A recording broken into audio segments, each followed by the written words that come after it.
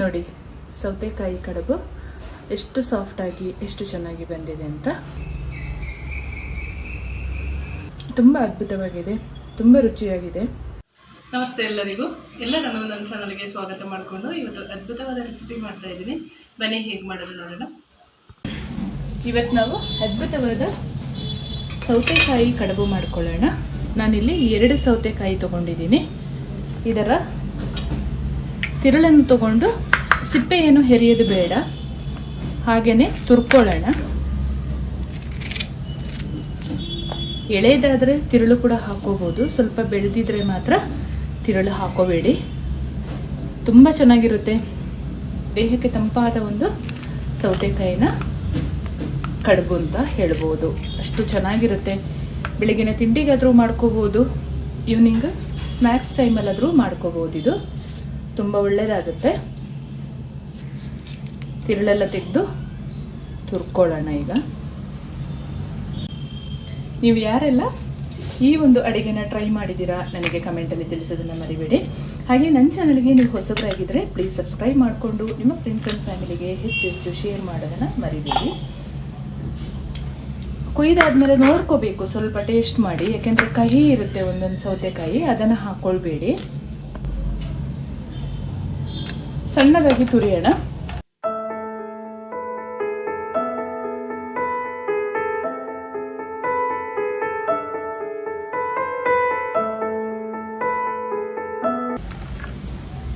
ಈ ರೀತಿಯಲ್ಲಿ ಸಣ್ಣದಾಗಿ ತುರ್ಕೊಂಡ್ರೆ ಆಯಿತು. ಎಲ್ಲವನ್ನು ಸೌತೆಕಾಯಿನ ಈ ರೀತಿಯಲ್ಲಿ ತುರಿದು ಇಟ್ಕೊಂಡ್ರೆ ಆಯಿತು. ನಿಮ್ಮ ಮನೆ ಅಳತೆಗೆ ನೀವು ಮಾಡ್ಕೊಳ್ಳಿ. ನಾನು 2 ಸೌತೆಕಾಯಿಯನ್ನು ತುರಿದಿಟ್ಕೊಂಡಿದ್ದೀನಿ. ನೀವು ಜಾಸ್ತಿ ಮಾಡ್ಕೊಳ್ಳೋದನ್ನು ಮಾಡ್ಕೋಬೋದು. ಒಂದು ಪಾತ್ರೆಗೆ ಸೇರಿಸ್ಕೊಳ್ಳೋಣ. ನೀರು ಸಮೇತ ಹಾಕ್ಕೊಳ್ಳೋಣ. ಅಳತೆ ಮಾಡಿ ಹಾಕ್ಕೊಳ್ಳೋದಾದರೆ 1 ಕಪ್ಪಷ್ಟು ಇದೆ ಸೌತೆಕಾಯಿ ತುರಿದಿದ್ದು. ಇಲ್ಲಿ ಅರ್ಧ ಕಪ್ಪಷ್ಟು ರವೆನ ಹುರಿದಿಟ್ಕೊಂಡಿದ್ದೀನಿ. ಹಾಗೆ ಅರ್ಧ ಕಪ್ಪಷ್ಟು ಅಕ್ಕಿ ಹಿಟ್ಟನ್ನು ಕೂಡ ಹಾಕ್ಕೊಳ್ತಾ ಇದ್ದೀನಿ. ಇಲ್ಲಿ ರುಚಿಗೆ ತಕ್ಕಷ್ಟು ಬೆಲ್ಲ ಸೇರಿಸ್ಕೊಳ್ಳೋಣ.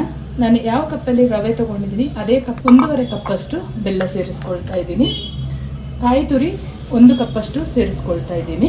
ಸ್ವಲ್ಪ ದಪ್ಪದಾಗಿ ತುರಿದು ಇಟ್ಕೊಂಡಿದ್ದೀನಿ. ಯಾಕೆಂತ ಹೇಳಿದರೆ ಕಟ್ ಮಾಡಿ ಕೂಡ ಹಾಕೋಬೋದು, ಕಟ್ ಮಾಡಿ ಹಾಕೊಂಡ್ರೂ ಚೆನ್ನಾಗಾಗುತ್ತೆ. ನೀಟಾಗಿ ಒಮ್ಮೆ ಮಿಕ್ಸ್ ಮಾಡ್ಕೊಳ್ಳೋಣ. ಇಲ್ಲಿ 1/4 ಕಪ್ಪಷ್ಟು ನೀರು ಹಾಕ್ಕೊಳ್ತಾ ಇದ್ದೀನಿ. ಸೌತೆಕಾಯಲ್ಲೂ ನೀರು ಇರುತ್ತೆ, ಹಾಗಾಗಿ ಎಲ್ಲ ಸೇರಿ ಮಿಕ್ಸ್ ಮಾಡ್ಕೊಳ್ಳೋಣ.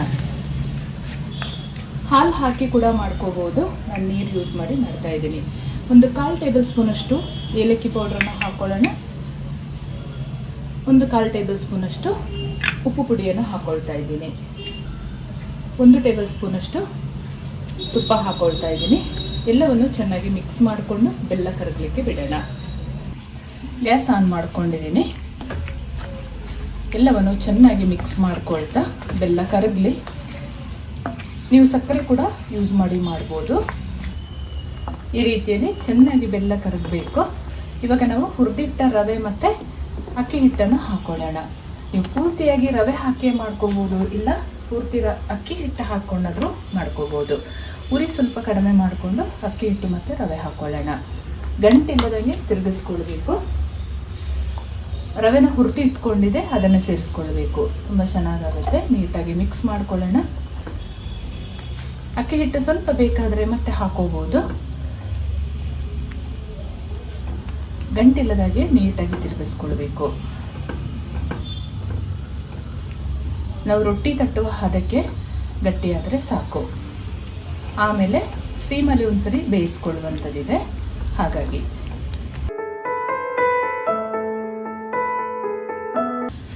ಈ ಹದದಲ್ಲಿ ಗಟ್ಟಿಯಾಗಿ ಬೇಯಿಸ್ಕೊಳ್ಬೇಕು. ಇಲ್ಲೊಂದು 50% ಬೆಂದರೆ ಸಾಕಾಗುತ್ತೆ. ಆಮೇಲೆ ಇಡ್ಲಿ ಪಾತ್ರೆಯಲ್ಲಿ ಹಾಕಿ ಬಾಳೆ ಎಲೆಯಲ್ಲಿ ಸುತ್ತಿ ಬೇಯಿಸ್ಕೊಳ್ಳುವಂಥದ್ದು. ತಣ್ಣಗಾದ ಮೇಲೆ ಬಾಳೆ ಎಲೆಗೆ ಹಾಕೋಣ. ಫೈನಲ್ ಆಗಿ ನಮ್ಮ ಸೌತೆಕಾಯಿನ ಹಿಟ್ಟು ತಣ್ಣಗಾಗಿದೆ. ಒಂದ್ಸರಿ ಕೈಯಿಂದ ನೀಟಾಗಿ ಕಲಿಸ್ಕೊಂಡು ಬಾಳೆ ಎಲೆಗೆ ಹಾಕೊಳ್ಳೋಣ. ನೀರು ಆಲ್ರೆಡಿ ಬಿಸಿಗಿಟ್ಕೊಂಡಿದ್ದೀನಿ.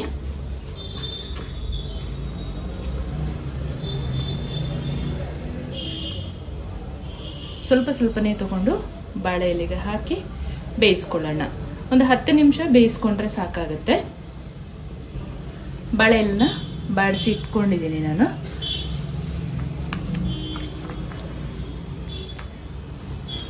ತುಂಬ ಚೆನ್ನಾಗಾಗುತ್ತೆ.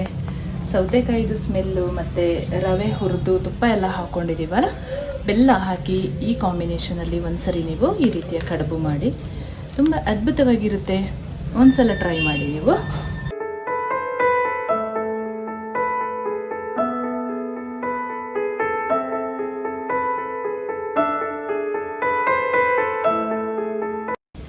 ಎಲ್ಲ ಹಿಟ್ಟನ್ನು ಈ ರೀತಿಯಲ್ಲಿ ಬಾಳೆ ಎಲೆಯಲ್ಲಿ ಸುತ್ತಿ ಇಟ್ಕೊಳ್ಳೋಣ. ನೀರು ಆಲ್ರೆಡಿ ಬಿಸಿಗೆ ಇಟ್ಕೊಂಡಿದ್ದೇನಲ್ಲ, ನೀರು ಚೆನ್ನಾಗಿ ಕಾಯ್ತಾ ಇದ್ರೆ 10 ನಿಮಿಷ ಬೇಯಿಸ್ಕೊಂಡ್ರೆ ಸಾಕಾಗುತ್ತೆ. ಅದ್ಭುತ ರುಚಿಯ ನಮ್ಮ ಸೌತೆಕಾಯಿನ ಕಡುಬು ರೆಡಿ ಆಗುತ್ತೆ. ನೀರು ಚೆನ್ನಾಗಿ ಕುದೀತಾ ಇರಬೇಕು. ಹಿಟ್ಟನ್ನು ಈ ಥರ ಹಾಕ್ಕೊಂಡು ಬೇಯಿಸ್ಕೊಳ್ಳೋಣ. ಫೈನಲ್ ಆಗಿ ನಮ್ಮ ಸೌತೆಕಾಯಿನ ಕಡುಬು ಚೆನ್ನಾಗಿ ಬೆಂದಿದೆ. ಸ್ಟವ್ ಆಫ್ ಮಾಡಿಕೊಂಡು ತಣ್ಣಗಾಗಲು ಬಿಡೋಣ. ನಮ್ಮ ಸೌತೆಕಾಯಿಯಿಂದ ಮಾಡಿದ ಕಡುಬು ನೋಡಿ ಎಷ್ಟು ಸಾಫ್ಟಾಗಿ ಎಷ್ಟು ಚೆನ್ನಾಗಿ ರೆಡಿಯಾಗಿದೆ ಅಂತ. ತಪ್ಪದೆ ನೀವು ಒಂದ್ಸಲ ಟ್ರೈ ಮಾಡಿ. ಪದೇ ಪದೇ ಮಾಡ್ತೀರಾ ನೀವು ಒಂದ್ಸಲಿ ರುಚಿ ನೋಡಿದರೆ ಅಷ್ಟು ಚೆನ್ನಾಗಿರುತ್ತೆ. ಒಳ್ಳೆ ಪರಿಮಳ ಬರ್ತಾ ಇದೆ. ನಾನಿವತ್ತು ಬೆಳಗಿನ ಬ್ರೇಕ್ಫಾಸ್ಟಿಗೆ ಇದನ್ನು ರೆಡಿ ಮಾಡ್ಕೊಂಡಿದ್ದೀನಿ.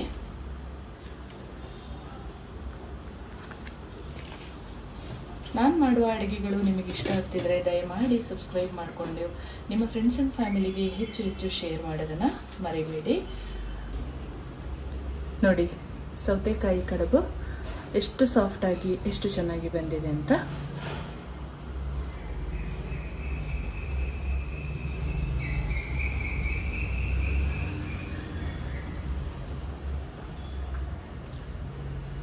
ತುಂಬ ಅದ್ಭುತವಾಗಿದೆ, ತುಂಬ ರುಚಿಯಾಗಿದೆ. ಸೌತೆಕಾಯಿ ಇದ್ದರೆ ಸಾಕು, ಈ ರೀತಿಯ ಅದ್ಭುತ ರುಚಿಯ ಕಡುಬನ್ನು ಮಾಡಿ ಎಲ್ಲರೂ ಸವಿಬಹುದು. ಒಂದ್ಸಲ ಟ್ರೈ ಮಾಡಿ ನೀವು. ಮಾಡೋದು ತುಂಬ ಸುಲಭ ವಿಧಾನದಲ್ಲಿ ತೋರಿಸ್ಕೊಟ್ಟಿದ್ದೀನಿ ನಾನು. ಈ ಅಡುಗೆಯನ್ನು ನೀವು ಟ್ರೈ ಮಾಡಿ ಹೇಗೆ ಬಂತು ಅಂತ ಕಮೆಂಟಲ್ಲಿ ತಿಳಿಸೋದನ್ನು ಮರಿಬೇಡಿ. ನಿಮ್ಮ ಕಮೆಂಟ್ ಓದಲು ನಾನು ಕಾಯ್ತಾ ಇರ್ತೇನೆ. ಹಾಗೆಯೇ ತುಂಬ ಹೃದಯದ ಧನ್ಯವಾದಗಳು ನೀವು ಸಮಯ ಮಾಡಿಕೊಂಡು ನಮ್ಮ ವಿಡಿಯೋನ ವಾಚ್ ಮಾಡೋದಕ್ಕಾಗಿ. Thank you so much. ಮುಂದೆ ಅದ್ಭುತವಾದ ರೆಸಿಪಿಯೊಂದಿಗೆ ನಿಮ್ಮನ್ನು ಭೇಟಿ ಮಾಡ್ತೀನಿ. ಅಲ್ಲಿವರೆಗೂ ಧನ್ಯವಾದಗಳು.